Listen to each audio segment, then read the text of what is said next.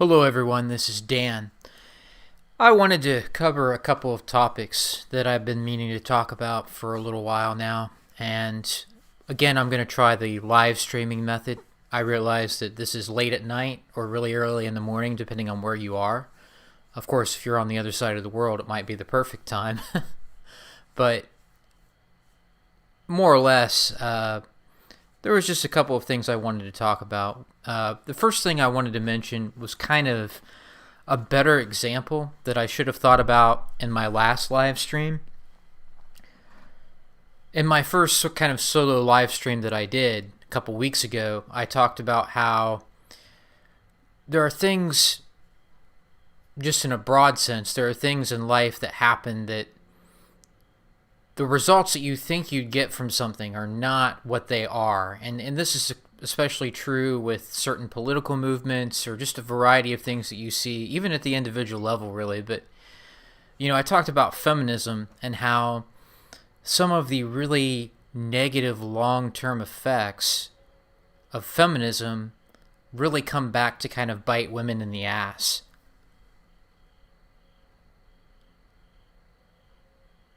So, I'm not sure whether my stream is having problems or not, but I hope this goes through. If not, I'll just end up deleting the video. But basically, feminism as a movement has made it to where women cannot really find any sort of stability. Like, men have the ability, if they realize the sort of world that we live in today, especially in Western culture, they can choose not to get married, or they can choose not to have kids, or they can choose to, kind of just build their life on other things, whereas women tend to want a family. Women tend to want to do something other than be held to the male standard, which in many cases they're really not in our society today. But, some of the long-term consequences for women is that, men are just not wanting to partake in these things, and women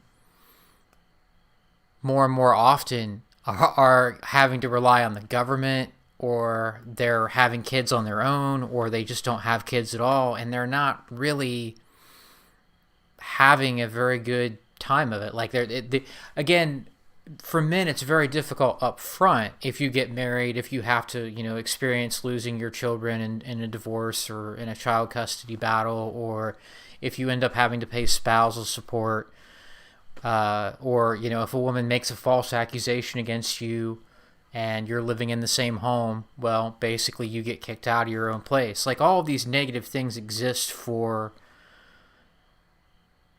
men in the short run, but men can actually kind of move beyond that. Women, it's going to be very difficult for them to meet their goals, especially now, like I've said in the first video, or in the last video that I've made, I should say, that basically feminism has won. It has become the dominant gender ideology, and everything that happens now is kind of a result of feminism. We live basically in a post-feminist society.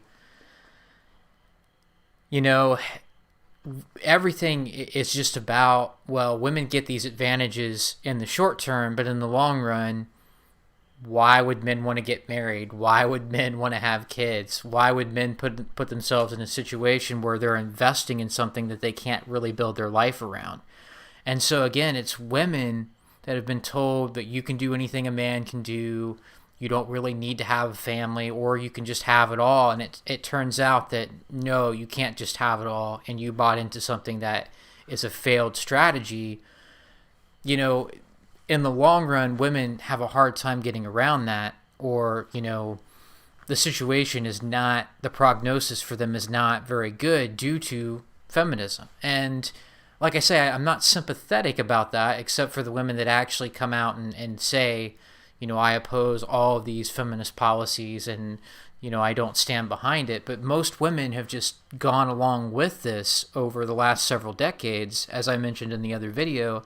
And now we have a society where men just don't really have much of a good reason to commit to women anymore, or to have children, or to essentially give women that sort of stability or that sort of option of, working part-time and raising your kids and all that, which I'm not saying women can't go, do work and can't find fulfillment from that, but they find less fulfillment from that in most cases compared to having a family. And now the only people that women can marry, in some cases, the only entity that women can effectively marry is the state. And I talked about that in my previous video, but there was a specific example I wanted to use and didn't, that I want to mention here. And that is the case of the single mom in our society today, in a post-feminist society, a post-feminist environment, versus a single mom in a traditional environment. And this really, I really kind of screwed up by not mentioning that example in the other video, because it really displays what I'm trying to say. And traditionalism, I'm not saying is the ideal standard by any means, but it is sort of the society that we have, or did have, before feminism became the dominant gender ideology. And you can have a discussion about that in itself. But, for a single mom, especially a single mom by choice, not a woman whose husband died, but a single mom in a traditional society, she would be shamed for being a single mom. She would be looked down upon. But if she could find a man that either couldn't have kids himself, or wasn't interested in having children, or for whatever reason still wanted to have a relationship with her, I'm not saying any man should necessarily want to do this, but at least the man was given authority over those children. At least, the single mom, she might be shamed for the choices that she made, but ultimately, if she could find one man who would still accept her, he could actually build that stability. Like, she wouldn't necessarily have to work her ass off for the rest of her life. I'm not saying all single moms really work that hard, don't get me wrong, but she would actually have someone to actually kind of rely on in that relationship. Where now, single moms are told up front, oh, you're so empowered, you're so amazing for doing all this work, you're the father and the mother too, and you don't need no man, and blah, blah, blah.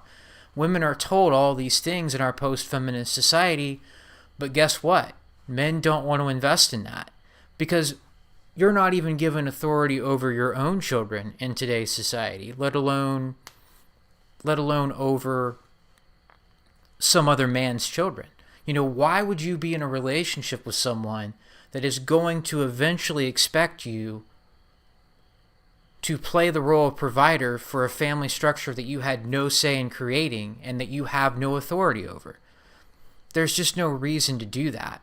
And so even guys that are somewhat not red-pilled, so to speak, on overall issues between men and women, even guys that may, want to get married and have kids and stuff like that, why would you sign up for taking care of other people's children when you will never be recognized as their father? In a traditional society, you would be recognized as the father even if those weren't your biological children. And in many cases, of course, in the past, what you would have is a woman's husband would die and she would effectively become a single mom by being a widow, and a man probably was either not married or he probably had his wife pass away. And it could make some sense for them to get together, especially if, and you see this a lot throughout history where a woman's husband will die and she'll marry that guy's brother, or, a guy's wife will die and he'll marry that woman's sister.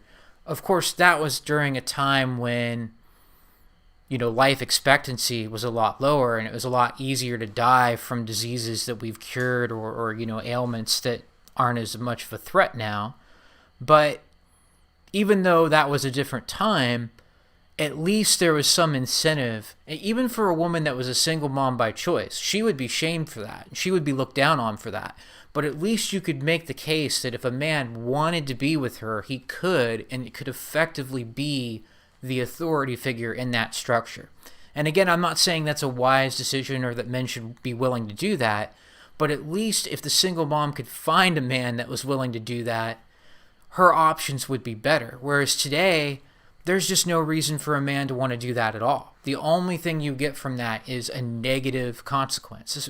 A man might want to have sex with a single mom if he finds her attractive, or he might, be friends with the single mom, I guess. But, ultimately, in that case, there's just no benefit. You don't even have authority over your own children anymore as a man today in many cases, let alone some other guy's kids that you're going to be expected to provide for in return for what? So, even a lot of the guys that we could say are blue-pilled and they're still wanting to get married and have a family and all that, they're staying away from these single moms.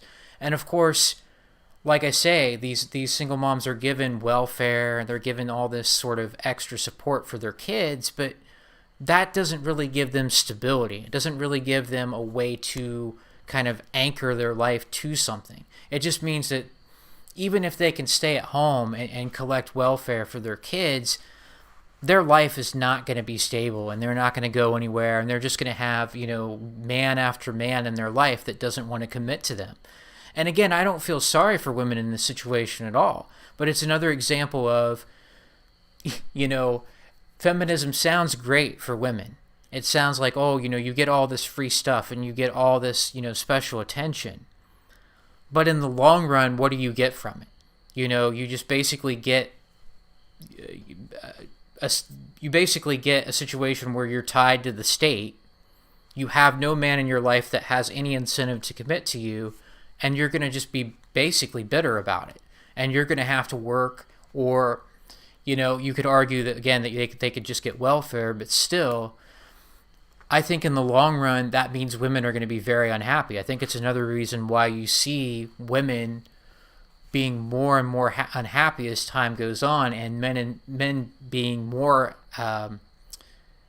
having a tendency to be more happy as time goes along. It's because the end results of feminism are actually more negative to women, and men can actually find a way to be happy without dealing with all that, without being in a long-term relationship, without trying to build a life with a woman.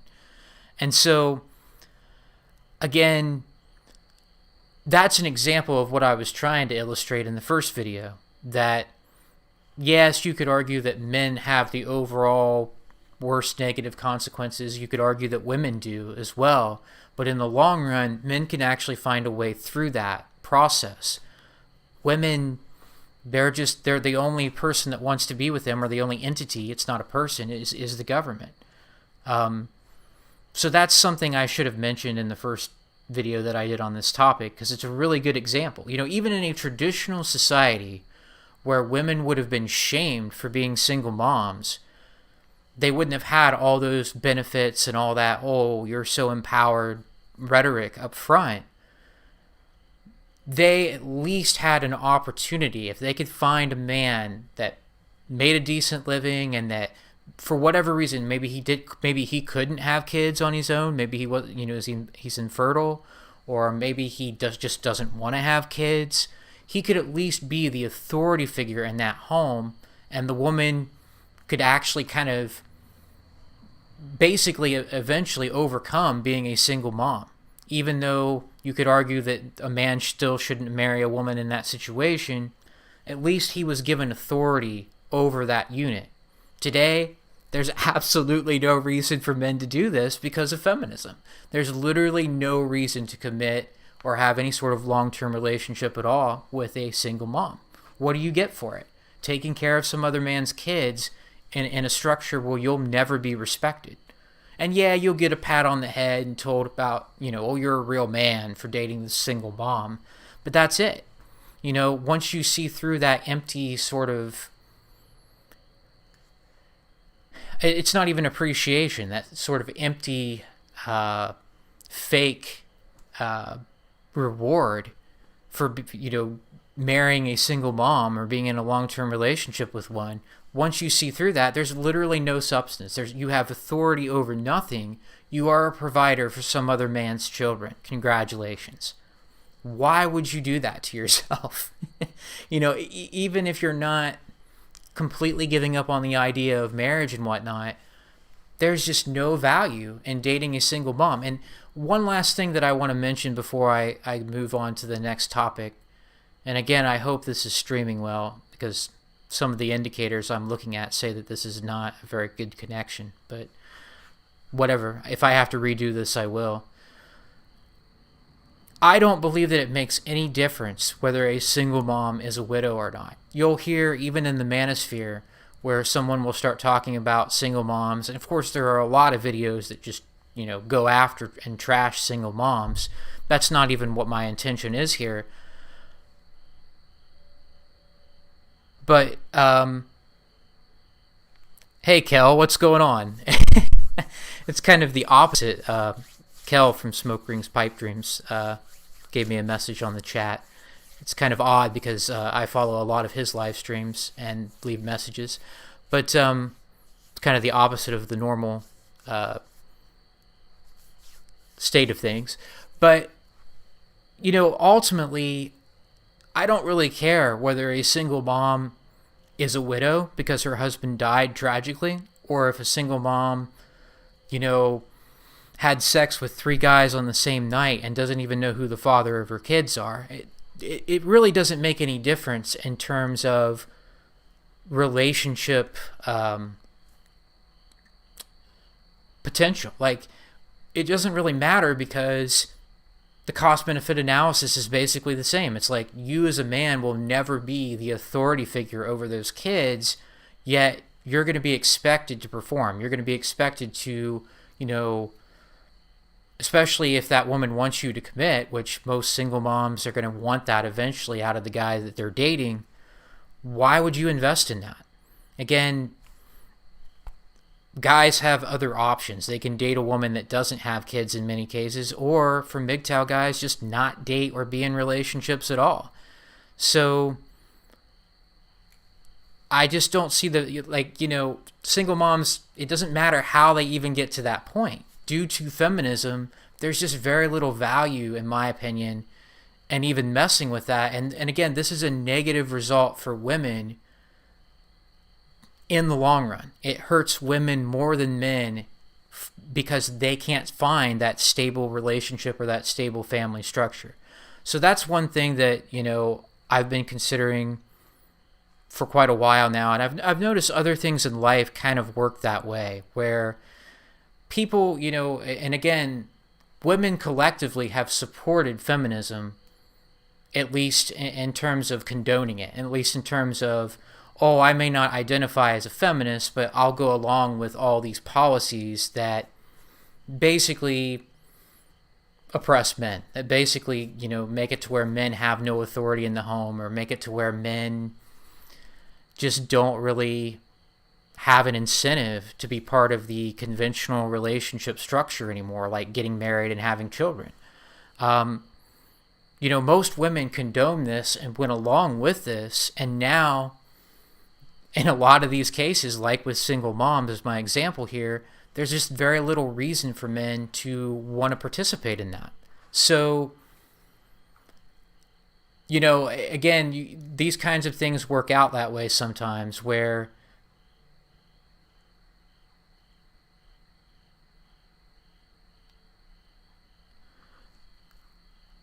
these things work out that way sometimes, where there's just very little value in doing, certain things that would have been valuable to women pre-feminism. In a post-feminist society, there's just very little value in these things for men, and so women end up being the ones that are alone and miserable and dependent on the state.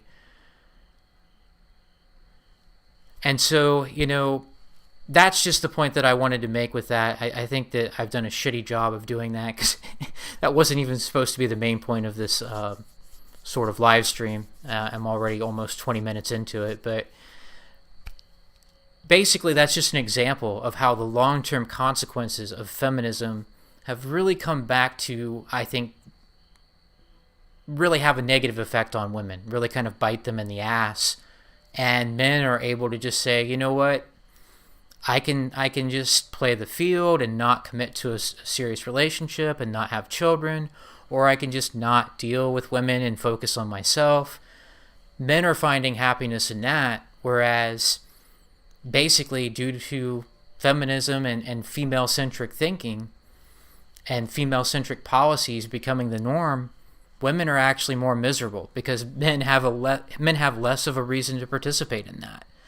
And of course, a lot of these feminist women will continue to blame men once they get in that situation and their careers are not fulfilling and they can't find a man to have children with and all that. They'll still blame men for that. But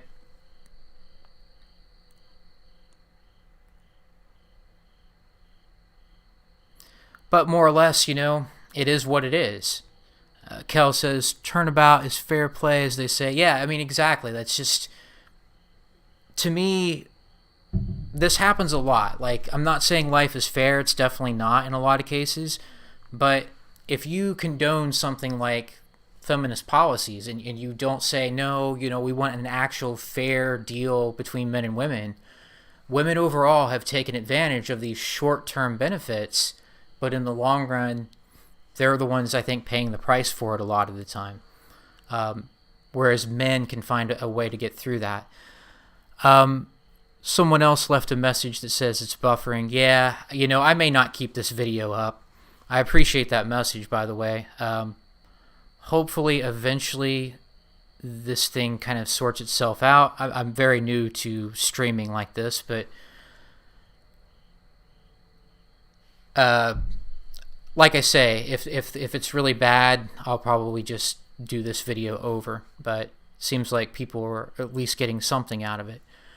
The other thing that I wanted to mention, which I intended to actually be the main topic of this sort of this video,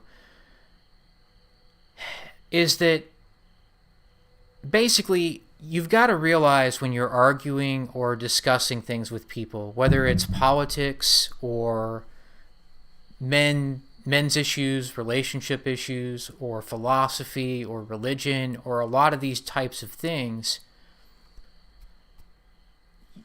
you've basically got to put the onus on the other person to show you that they're willing to have a reasonable conversation about whatever the topic is. And this is something that I kind of learned slowly, probably too slowly, over the last several years or so. And,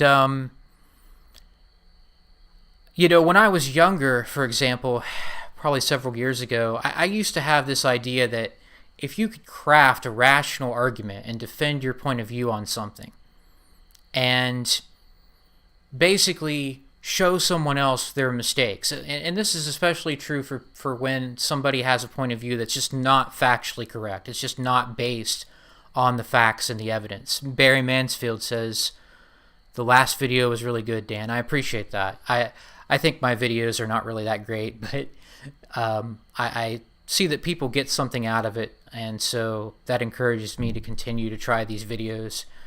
This live stream format's different. It's new to me, so I'm still kind of getting used to it. I tend to ramble a lot and not stay focused, so I kind of have to fight against that.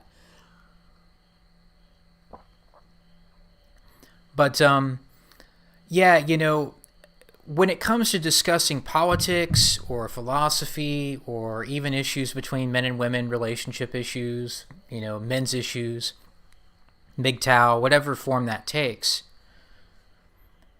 I think really people have to show that they're willing to actually listen to what you have to say. And again, if you have the opposite approach of, well, if I just make a good argument and I make my points and the other person really just can't defend their point of view, I'll win the argument, so to speak, and other people will see that I'm right. When I was younger and kind of more naive to that, I used to think that that's how it would work. And what I've come to really sort of accept, especially lately, is that that's just not how it is. That most people, unfortunately, don't really care about what's true. They don't really care about the facts and the evidence. They just go along with, whatever they want to believe. And, sometimes it can reach ridiculous proportions where you could point to something that's clearly factually correct and what the other person's saying doesn't make any sense. and it doesn't even matter. And you can look at this with feminism versus reality and talk about how, well, if feminism is really about equality, which is what a lot of people that support feminism will say, why don't men have any reproductive rights? Why is domestic violence always interpreted as the man abuses the woman? Why is it that if you ask a woman to make you a sandwich, everybody thinks that's sexist, or not literally everybody, but in general, that society sees that as being at least slightly sexist. But expecting a man to work hard to provide for his family, oh, that's what a real man does. Why is it that only men have gender expectations that they're supposed to live up to, gender roles that they're supposed to perform? Why is it that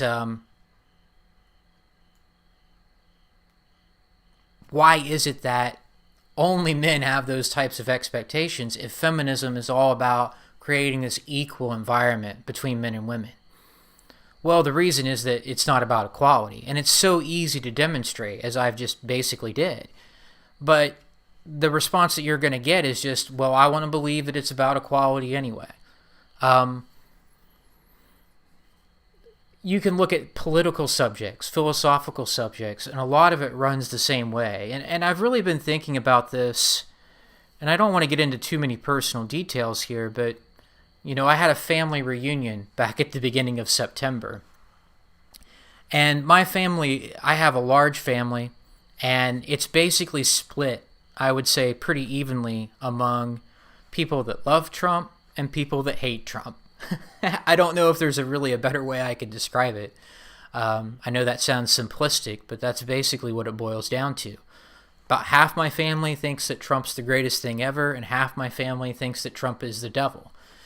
And I sort of sat there and they started talking about political issues, again, mostly from this Trump versus anti-Trump perspective. And, I tried to keep my mouth shut. I tried not to say anything, but eventually I started chiming in on it, and it was a mistake. I should have just not said anything because, and this is the point that I'm trying to make with this topic, is that people have to show you that they're willing to think about things, that they're willing to weigh the evidence back and forth, that they're willing to say, okay, here's my opinion on this, and here's why I think this way, but I actually have a reason for believing this beyond just my feelings and emotions, or beyond just what I've been told to believe by the media, or by Trump for that matter. You shouldn't just agree with any particular person's point of view. You should think for yourself. But a lot of people can't think for themselves, or they just don't want to. And of course, it devolved into a bunch of nonsense where, especially, I gravitate toward the pro-Trump side, even though I'm not really the biggest fan of Trump. But ultimately, it just turned into just a nonsense thing where there were some statements that were made that were just so obviously wrong that I don't even know how to describe it very well. But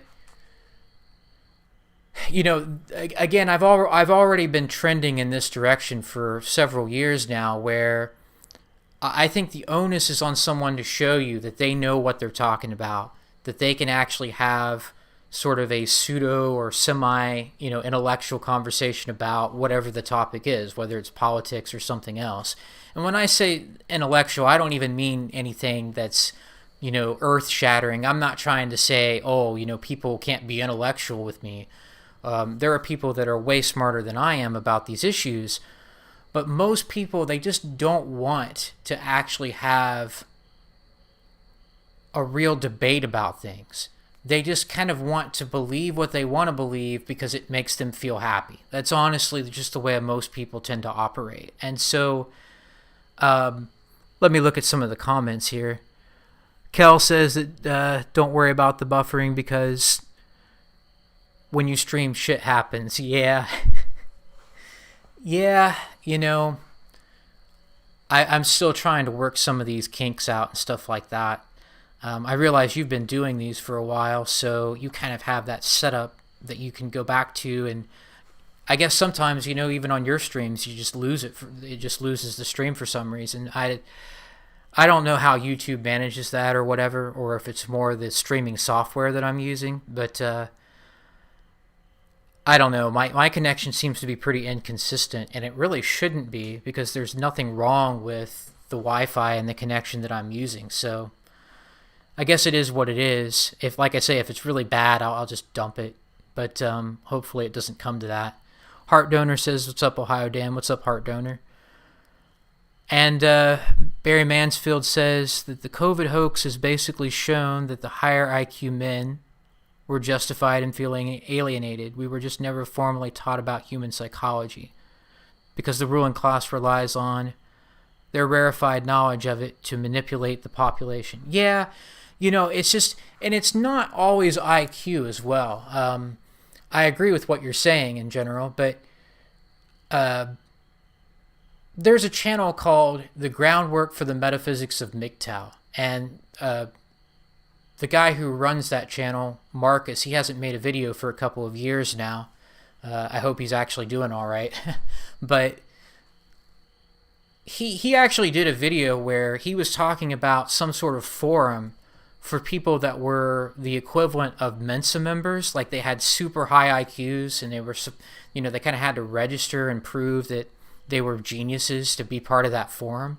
And they would make comments and talk about things really from the perspective of just being completely out of touch. A lot of them were really part of, the radical leftist ideology. A lot of them were really out there in terms of their beliefs. And these are supposedly the smartest people out there. So I don't know what it really takes to kind of become self-aware, so to speak, and actually be willing to talk about political issues, or actually think for yourself in terms of your belief system, and in terms of, all of these things, where you stand with relationships and what you think relationships should be about, or politics, and, your overall sort of worldview.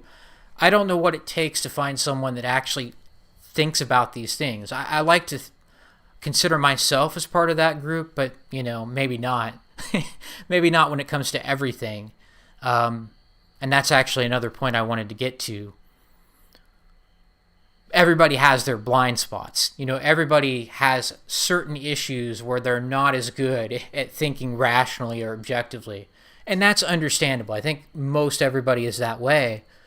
But unfortunately, the conclusion that I've reached, and like I say, that sort of family reunion and sort of other things that have gone on, and you can look at the media, you can look at how people around you react to things. They just believe whatever they hear.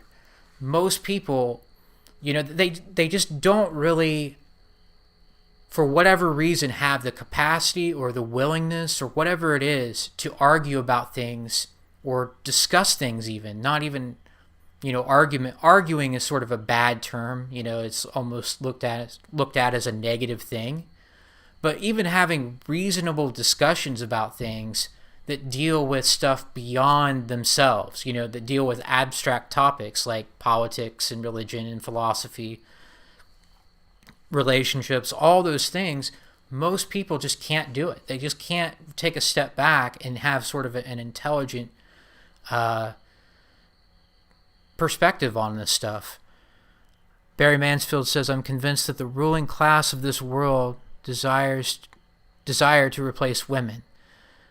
They definitely want test tube babies in the future. There's no reason to keep the current system going." Well, I don't think so. And my view on the ruling class tends to be a little bit different than some people, and maybe I'm wrong about this, but I think that a lot of the people that have political power in our society, financial power, the people that are really pulling the strings, I think they just are power crazy. I don't think a lot of people say there's a plan for a one world government and all that, and we may be trending in that direction. I'm not saying that there's no meaning or no sort of potential behind that view, But I think people just want power. I just think that they just want to take people's rights away, and they're using the sort of Marxist paradigm to try to make that happen. They're using this whole, well, you're an oppressor, so you don't deserve to have any rights mentality. I don't really think they're looking down the road 100, 200, 300 years from now. But, that's my kind of take on that. As far as wanting test tube babies and all that, it's kind of ironic because a lot of people in the men's community want to be able to create an artificial womb, but what the motivation for that is positive. The motivation for that is, what we want to be able to kind of have reproductive power as men in society rather than allowing women to completely control that, which is a train wreck. But, I just think that I don't think that's a bad thing. Like, I think that our leaders don't want to necessarily develop that in a lot of cases because that would actually give individual men power in society over reproduction again, like I just said. I think they want to, basically replace Western men with people they can control from various different groups. And so there may come a time when the ruling class is interested in doing that for creating soldiers or whatever that, they can basically use that to their advantage. But I think right now that would actually be to their disadvantage. I think that would help individual men kind of take power over raising children and stuff like that again. So I think they would actually oppose test tube babies and artificial wombs and stuff like that. There's a lot of opposition to that, I think, from the state right now. So that's just sort of my sort of short response on that. That's not something I've completely thought through, but that's my take on kind of the motivations of people who have political power on that type of issue. Hey, MGTOW values. Yeah, the reason why I put this wall up there is because that's supposed to represent arguing with the brick wall, and that's the best that I could do. So I just got the brick wall. I don't think it's a reference that the information is really there to catch it, but yeah, that's the background that I ended up with. And I know MGTOW values, we talked about doing a stream together at different points in time. That's been a couple years ago now. I'm kind of just now getting into doing the live streaming, so I would still be interested in doing that at some point if there's a show on and the timing's right on it. So yeah, thanks for the comments. Thanks for checking out the video. Like I say, I don't know. I don't think it's streaming very well, but hopefully it ends up being salvageable at least.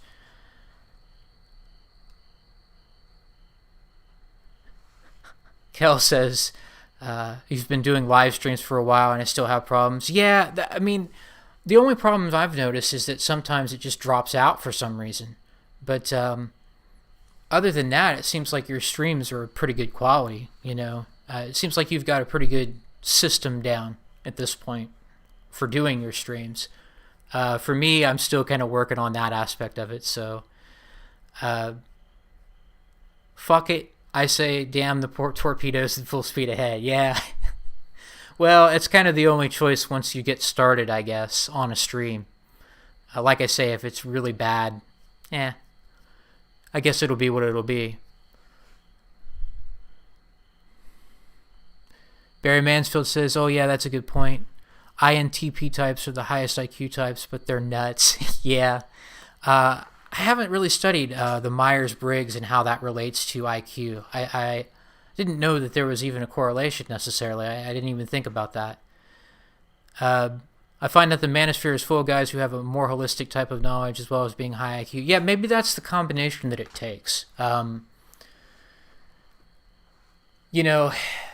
I say, there's always more red pill knowledge, if you want to call it that, to discover as it relates to different topics. It's not all related to just the manosphere or just the sort of political situation today and whatnot. And the next video that's a standalone video that I'm going to post is actually, I'm going to try to define what a red pill is, which is probably something I can't do too effectively, but that's what the next video is going to be about, aside from these streams. But yeah, it's just some of the things that were said at that family get together. The most egregious thing, and again, I don't want to make this too much about me and my personal experiences and my family and all that, because that's probably not a good idea. I don't want to kind of just make fun of people in my family, in other words. But one of my uncles mentioned that, and we were talking about the Kavanaugh hearings and Christine Blasey Ford and everything that happened there. And he's very anti-Trump. He thinks that Trump is the worst president ever, basically, and is to blame for everything because he watches a lot of CNN and MSNBC, without much of a doubt. But the thing that he said that was the most ridiculous, the most egregious thing that just, it's so obviously false, is that he believed what Christine Blasey Ford said. He believed the accusation she made against Kavanaugh because she didn't have a reason to lie. And it's just like, are you serious? She didn't have a reason to lie. It wouldn't be that she's a leftist and she doesn't want Kavanaugh to get on the court. That wouldn't be a reason, would it? And even if you're a hardcore leftist, I don't care if you're someone that openly embraces communism, surely you can at least see why she would have had a motivation to lie. Even if you believed her accusations, it's like, clearly she had a motivation to lie. And I think anybody really with any good sense could see that it was a fabrication. But yet, what can you say? Like, the people just can't think about these things. They don't evaluate things from any sort of reasonable perspective. Everything is evaluated based on what they want to believe. And this is just your average people out there now. Maybe this has always been the case within human societies. Maybe we're just at that point now because of how far down our society has come, in terms of decay, in terms of just sort of all the misinformation and the indoctrination and all this stuff that's being put out there now. But that's just, to think that she had no reason to lie about Kavanaugh in their past, that's insane. Like, you have to just completely shut your mind down to believe that, honestly. And again, I'm not trying to be mean. And the thing is, that same uncle of mine that said that, he is a mechanical genius. Like, he can tear engines apart and put them back together and all that. But he has been completely brainwashed by the leftist news media. And so,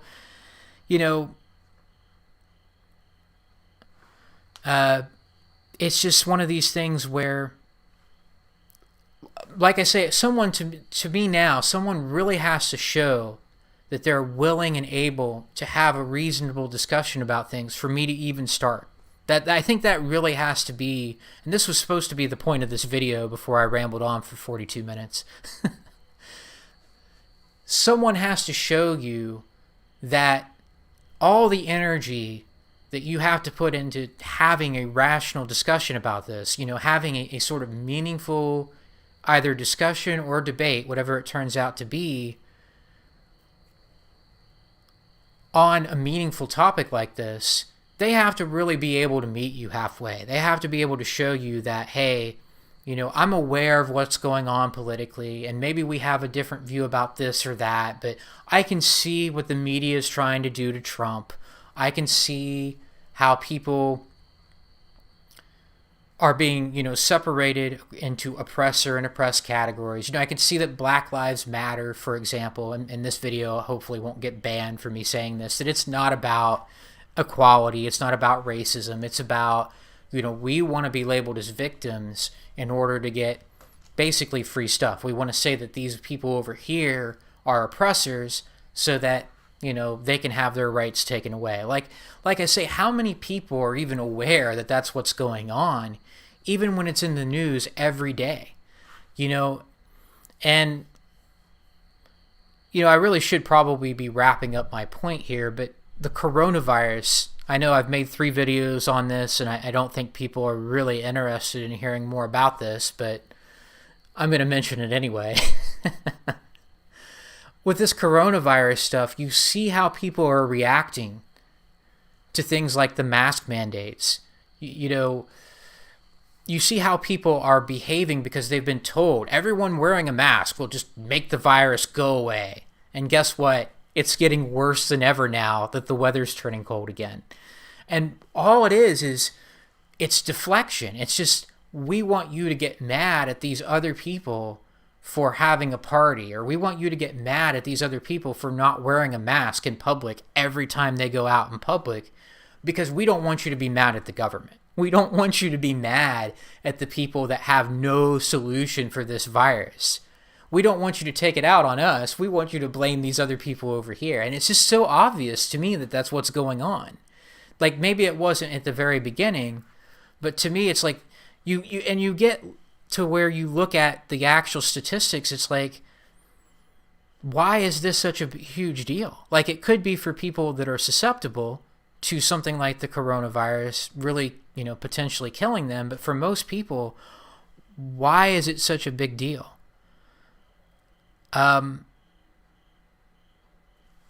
Honestly, it's not. It's not much worse than the flu. It really isn't. But yet people need someone to blame. They need someone to be mad about or mad at because there's no cure. And that's really what this is. It's like, oh crap, we don't want to get blamed for this. Our leaders and the people that have government office, we don't want to be blamed for this. Oh crap, we need to do the best thing that government can do and just take people's rights away and pretend that that's a solution, and then blame the people that want to resist against that. I mean, it's just, that to me is clearly what's going on. But most people, they just don't get it. They just think that, oh, we'll just wear a mask for the next however long, even if it takes years to find a cure. Every time we go out, we'll just wear a mask because that's what we need to do. We're saving lives. It's like, for people not to get that that's a poor solution, I just don't. It's just amazing to me. And of course, if you say these kinds of things, and this is, again, this is the gist of the point that I'm trying to make. If you say these kinds of things, people will just be like, you want people to die. You want people to get the coronavirus. They'll just repeat whatever they hear with the media about, saving lives by wearing a mask, and they won't pay attention to the long-term effects. So they won't get, well, wait a second. Are we really going to do this for years? Or, hey, if there's no actual cure, why wouldn't it make sense to just let it go through the population so that people actually build up at least resistance against it? No, that's bad. You need to just wear a mask and stay home. This is why I didn't want to go too far into this topic, because I'm getting a little bit more emotional about it rather than just sticking with, the overall criticism. And I'm not reading comments. Kel says, I've got to leave for a bit. Got something in the oven that needs eating. Yeah. Man, I'm actually trying to implement intermittent fasting again. I really think that I can do a little bit better with that if I'm more sort of judicious about when I eat so that I'm not hungry the rest of the time. But that's hard to get around. As far as that goes, Kel has talked about, his dieting efforts, and I've talked about it on his channel as well. So, I've started to gain a little bit of weight again, so I've got to get back to doing that a little bit better, sticking to that. Well, not a little bit better. I have to get back to actually doing it again and try to do a little bit better than I did last time. But, dieting and stuff like that is tough. As we get older, it gets tougher. I'm not really old yet, but it's still more difficult than it was when I was in my early 20s and stuff. So I've got to do a better job with that, trying to kind of deal with health issues that I have that I don't really need to go into here, but yep, that can be a difficult thing to accomplish. Barry Mansfield says, INTPs are often the mathematics savant types. Mathematics savant types. I can't talk. Yeah, I am an ISTJ, so I don't know where that puts me into that. Well, actually, I kind of do, because I've read about that sort of particular Myers-Briggs type, but, as far as where intelligence goes, like I say, I never even thought about looking at IQ and personality type and how they correlate, but it would make sense that they would be connected to some degree. INTJs are usually more holistic, Barry says. Yeah, maybe that sort of holistic quality is necessary to kind of synthesize all the different types of knowledge you need, or maybe not even knowledge itself, but experience, and turning that experience into knowledge so that you can be more objective and be more sort of truthful, basically, when it comes to your perception of things. And you're always going to have disagreements. I'm not saying that, well, if you don't agree with me, I'm not going to have a discussion with you. That's not what I'm saying at all. But what I'm saying is, I used to think that if you made a better argument than someone, then essentially you would be seen as correct, or you would be seen as, at the very least, having better knowledge and a better ability to defend your point of view than the other person. And that's just, you have to have people that are willing to look at that. Like, most people, they just don't care about the truth. A thought that crosses my mind, I don't know how many people watch Thinking Ape or Stardust videos. I watch his videos fairly often. And one thing that he's mentioned a few times, and there have probably have been other people that have mentioned this too, is that as long as, for your average everyday normie person, and these are the kind of people that I'm saying you basically can't have these types of discussions with that are meaningful about politics and philosophy or any of these things. For your everyday average normie person, as long as they have shelter and can eat and sleep reasonably well, and it's ironic that I put it that way, but as long as you could sleep reasonably well and get enough water and get laid every now and then and have a place to defecate and have a place to, take care of all the bodily needs that you have, basically. And I don't mean to be too gross about this, but this is the truth. This is reality. As long as your everyday average normie person can do these things, they don't care about the truth. They don't care about what's going on around them. They just want to be able to live their lives, even if they don't like their job, even if they're, working more hours than they really want to, which is true for most people, of course. The average everyday normie is just not going to consider sort of what's going on around them, and they just don't care, really. It's all about what makes them feel content more than it is about any sort of any sort of exploration of the truth or exploration of reality, in my opinion. And so it's unfortunate, but I'm no longer willing to really put the energy into debating people anymore, or even having discussions about politics or about relationship issues that men have in particular, or about, philosophy or any of this stuff, because most people are not really going to consider what you're saying, no matter how good of a case you make for what it is that you believe. For most people, I just don't feel like it matters anymore. It's all about how they feel, and it's all about how they can sort of define reality around them to kind of get what they want, and like I say, just with my family get together and stuff like that, it's like, oh, you either love Trump or Trump is the devil. It's like, no, neither one of those things is true. I tend to be more sympathetic toward the Trump side, but still, it's like you should think for yourself. But most people just don't want to, honestly, or they can't for some reason. And again, I'm not trying to be condescending. It's just most people, for whatever reason, can't get there. And unless someone shows you, in my view, and this is my tip, if you want to call it that, for having debates or discussions with people, unless someone shows you that they're capable of reasoning well, and they've thought about the issues and they can defend their points well, it's just not even worth going there anymore in many of these cases. Sorry, again, I haven't been reading the comments or anything. I've just been babbling on. Big Tau Values says, it's great to have you live streaming, and hopefully we can argue against brick walls together someday. Yeah, like I say, I've done a few of these. I've done a couple of them with Reverend 20 Piece, did one with Sunrise Hoodie, and I'm kind of getting the hang of doing it a little bit. Like I say, doing it myself here is a little bit new, but I appreciate that. I'd like to have a stream and be a guest on your channel or whatever form that takes at some point. I think that would be great.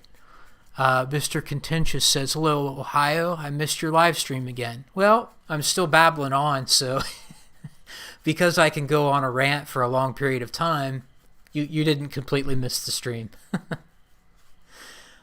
You got to at least catch the last so many minutes of it. But,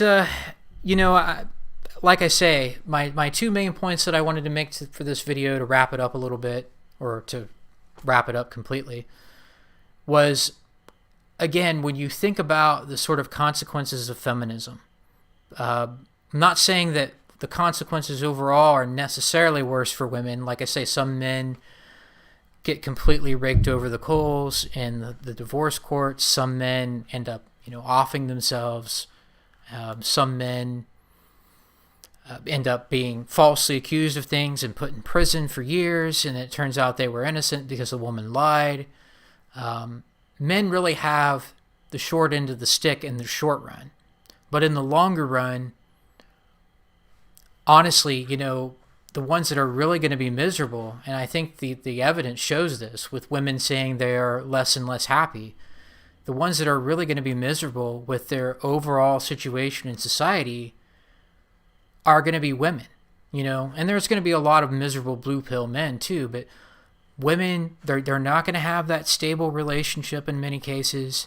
They're not going to have that sort of man that can help them have, with their family, having children and all that. A lot of it is just, it's going to have a negative effect on women. Women are going to pay for condoning feminism for close to 100 years now and going along with it and not saying anything when a lot of these negative things happen with men. Not saying anything when it comes to reforming the divorce courts, not saying anything when it comes to the Duluth model for domestic violence, not being willing to, even with something like Me Too. Me Too is just a blatant attempt to say, if a woman points at a man and says he's guilty at something, Me Too in combination with Listen and Believe, if a woman points a finger at a man and says he's guilty of something, he's guilty.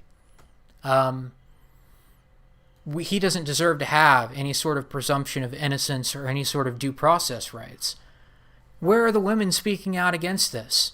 And yes, you do have a few women within the manosphere, or a few women that are saying this is wrong, men should have due process, but very few compared to the number of women that are saying, oh yeah, we should just be able to accuse men and get them fired, ruin their reputation and all this. So, men are walking away, and even men that aren't strictly red-pilled, so to speak, they're looking at this and they're getting enough of the information to say, you know what, no thanks. I'm not going to help women at work anymore. I'm not going to get married and have kids just to have those kids potentially taken away from me. Men are making decisions that are healthy for their own lives more and more often. And, women are basically just their options are fewer and fewer as time goes along. And I'm not saying women can't find a man that will marry them, but I mean options in a broader sense. In the sense of, having that stable relationship, not having to try to work a full-time job the way that women didn't have to do in traditionalism, in a more traditional society. And again, I'm not saying that women shouldn't have to work, but basically we now have a situation where women are expected to kind of do the same things men do and not necessarily live up to the male standard, but more or less, how can I describe it? They're basically miserable. Like, you have to have two incomes now for the people that are trying to make things work in a relationship. They're not fulfilled with their careers. Most, as Coach Greg Adams, I think, has said, most people just have a series of jobs. They don't have careers to begin with. Women aren't getting what they've been promised by feminism. What they're getting is a string of short-term relationships or hookups, single motherhood, not having kids at all, some variety of that, not really having the benefit of a man that's going to commit to them. And so women are going to be the ones that get, the negative consequences back on them in the long run for supporting this culture and this society being the way that it is, by creating a society where feminism is the dominant gender ideology. They're not going to find contentment and happiness with a lot of that. And the example, like I say, that I didn't mention in the last video, just to kind of reiterate quickly, because I've been going on way too long with all this, is that for the single moms in a traditional versus a post-feminist society, in our society today, there is no incentive to have any sort of long-term affiliation with a single mom, aside from maybe you could just be friends with them, obviously. But there's no reason to commit in a relationship at all to a single mom. What do you get in return for that? They're never going to be your kids. You're never going to be able to tell them what to do. You're never going to be recognized as the father within that structure, but yet you have to spend all that time with those kids just to be with a single mom. Why do that when you can be with a woman that doesn't have kids? And even, this is from a guy's perspective that's not, actually red-pilled. Why still would you want to invest in that? And so that was the point that I should have made in the last video, is that, in the short run, for a single mom in a traditional society, she would be shamed, but she might still be able to find that stable relationship structure, because the man would at least be given authority. If another, like I say, maybe she's a widow, another man marries her or whatever, she would at least be, or he would at least be given authority, the man that she married, over that structure. So there was actually an incentive for men to potentially participate if that's what they wanted to do.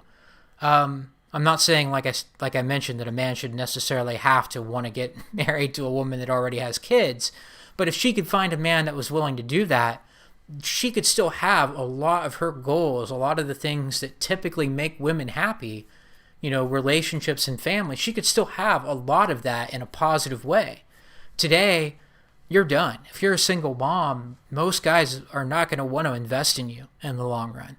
So, that's an example of how, in the short run, it's, a single mom might be shamed in a more traditional society, or at least a society before feminism.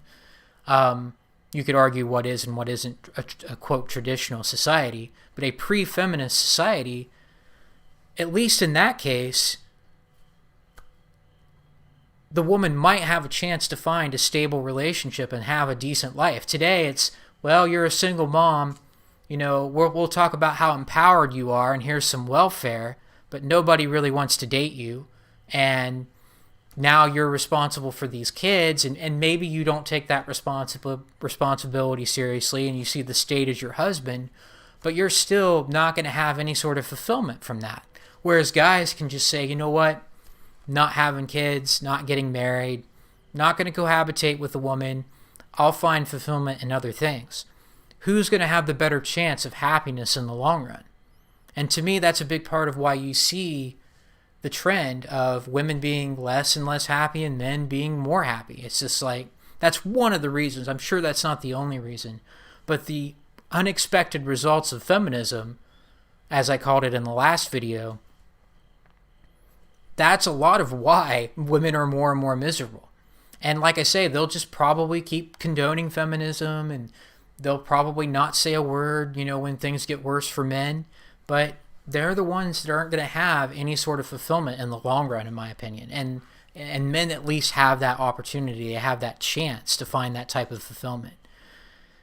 And again, with the point of debating and having discussions with people, my tip for that is, unless someone shows you that they're capable and willing to actually think about what they're saying and look at it objectively, and they show that they have sort of some of the background knowledge, they've thought about, the political issues or relationship issues, whatever it is, they've thought about, how they feel about Trump, and they don't think Trump is just all good or all bad, for example. They don't think that any one political well, some people are all bad when it comes to politics. Marxism is all bad, basically. But they have a nuanced point of view. They've done their own thinking. They're able and capable and willing to have reasonable discussions about things based on the facts and evidence. Unless someone shows you they can do that, in my experience, especially recently, it's not worth it. Let them say what they want and think what they want. They're going to get brainwashed by CNN, or they're going to, even the people that are more conservative, they really, in many cases, are just very ideologically driven. So I'm not trying to say that conservatives are beyond that either. It's not just a problem on the left, in other words, but that's my experience with it, guys, is that especially today, and you look at things like how people are reacting to the coronavirus, how people are reacting to this election, people just can't deal with it. They can't just actually look at things from a reasonable sort of objective point of view.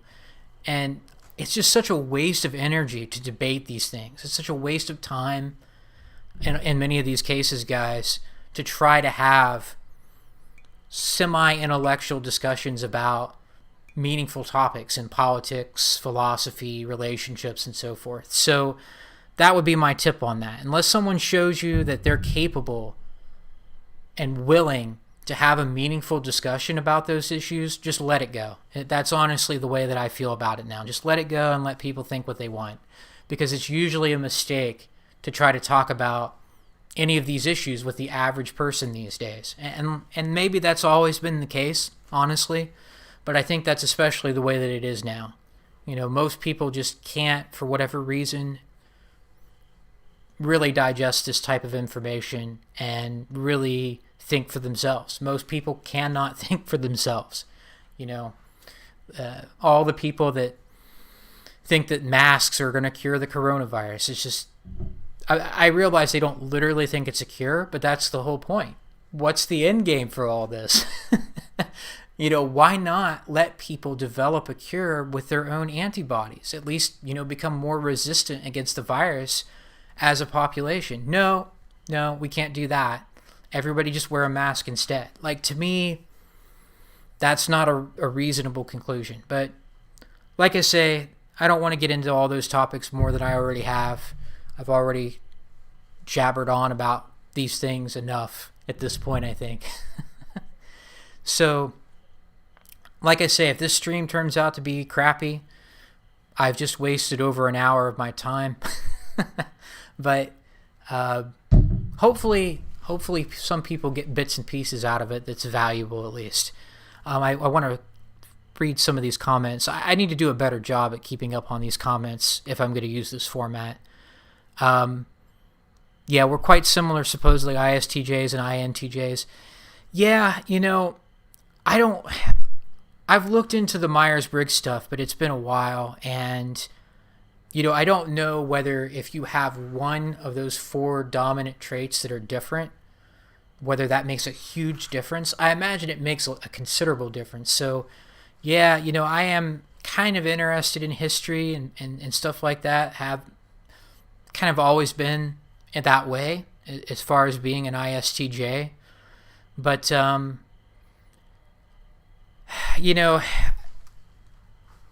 like I say, I'm not sure what the particular differences necessarily are, and I'm a weirdo. I'm kind of a freak, even for having that personality type, probably. So I don't like using myself as a basis of comparison on that, in other words, because I'm kind of just, like I say, I'm different.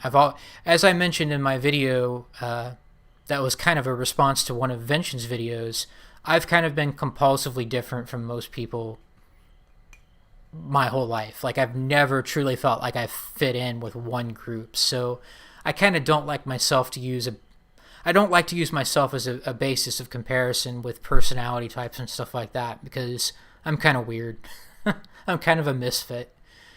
It's definitely a truism in ancient knowledge. Most people don't care about the truth. Yeah, and honestly, Barry, this is something that I should have figured out a long time ago, but I think part of me was in a little bit of denial about it, and I didn't have the experience of really trying and failing to get people to have these kinds of conversations about meaningful issues, like with what I'm talking about in this video.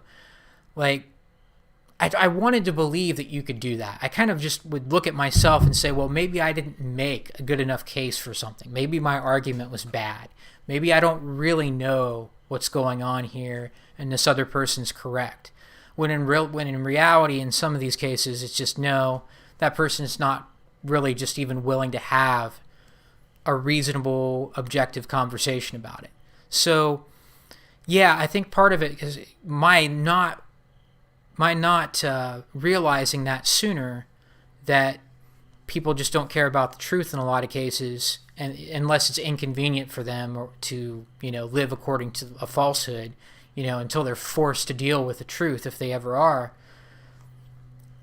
I just kind of have been in denial about that for a while, and that's one of the things that has led to me reaching these conclusions now, is that, yeah, in reality, unfortunately, I don't think you can have meaningful discussions about politics or about men's issues versus women's issues and where we stand with that today, or philosophy and religion and science and all this stuff. Most people just can't. They can't do it, or they don't want to. And another thing is, I don't really have the right to expect that from someone. I can't just say, you're going to have a meaningful conversation with me about this. Part of it's that too. It's like the setting has to be appropriate for that. But even when it is, most people just aren't interested. And that's sad. But like I mentioned, with what Stardust has said in the past, as long as people can get their basic needs met and are not really confronted with reality, they can kind of just believe whatever they want. And if they don't have any sort of willingness to reach their own conclusions and think for themselves, then unfortunately a lot of it's just going to be a negative result. It's just not a worthwhile experience to try to have discussions in that way, on that basis.